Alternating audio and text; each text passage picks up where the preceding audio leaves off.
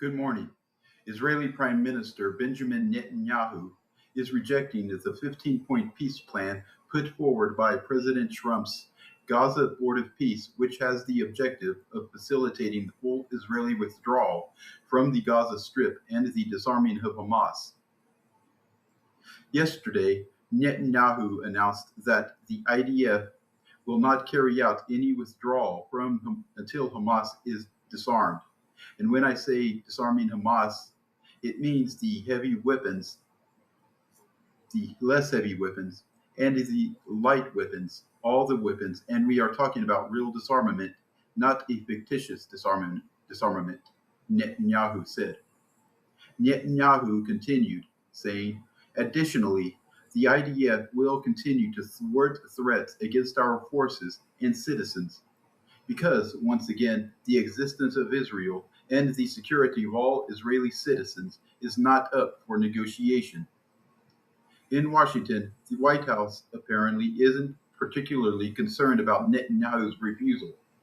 During an interview with Israel's Channel 12, Nikolai Mladenov, a representative for the Gaza Board of Peace, said, nobody is required to do anything, last of all Israel, before we actually have verified steps on the ground. Now, Hamas will never voluntarily disarm. 10 days ago, Khalid Qaddoumi, a representative for the Hamas terrorist group in Iran, when asked by Iranian state media whether the group would disarm, he responded, never. Armed resistance is considered legitimate under international law because we are living under occupation. In regards to Iran, the Israeli Prime Minister said that he appreciates President Trump. However, Netanyahu also stated that Israel will take care of the threat posed by Iran on its own, if necessary. Netanyahu said, and I want to emphasize once again, with or without an agreement, as long as I am Prime Minister, Iran will not possess nuclear weapons. Regarding the talks over the Strait of Hormuz, the Iranian Islamic regime on Saturday presented its list of conditions and demands for reopening the strait, which include full compensation for war damages, lifting all sanctions, releasing frozen assets, and withdrawing U.S. troops from the Middle East. The Iranians also demanded that the United States also never threaten nor insult Iran in any language, permanently end the war against Iran and Iran's allies in Lebanon, Gaza, Yemen, and Iraq, and lift the naval blockade and withdraw military forces from the surroundings of Iran. This is not the behavior of a regime that has been defeated. However, I'll reiterate what I have said before. They appear to be emboldened by what they perceive as American weakness. Shortly after Pakistan signed the Mecca Joint Defense Agreement with Turkey and Saudi Arabia, Pakistan's defense minister said that Israel is a threat to the entire Muslim world and called for a united military front against the Jewish state.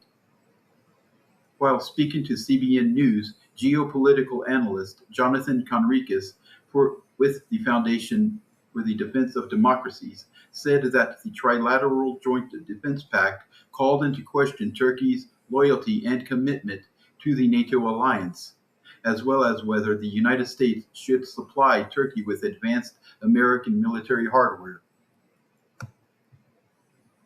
Conricus said, I think it's a worrying sign. 3 countries that allegedly are aligned with the U.S., but are breaking out and deciding to form a separate military strategic alliance. For me, it makes their loyalty toward the United States. For me, it makes me question their loyalty toward the United States of America. And I wonder why Turkey, a significant and lauded NATO member, needs to be in yet another military alliance, he added. And now my final word. Israel, America's strongest and most loyal ally in the Middle East, as well as the region's most stable democracy, is a sovereign state and has a right to self-defense. Additionally, to reiterate, Hamas will never voluntarily disarm, and Israel's threat is justified in rejecting the 15-point peace plan, which calls for the IDF's withdrawal from Gaza. Regarding the statement by Pakistan's defense minister that Israel is a threat to the Muslim world, that's laughable. If you look at the Middle East on a globe, you see a tiny speck called Israel, which you can cover with your thumb, surrounded by a sea of hostile Muslim nations, including Iran. Now, who's the threat again?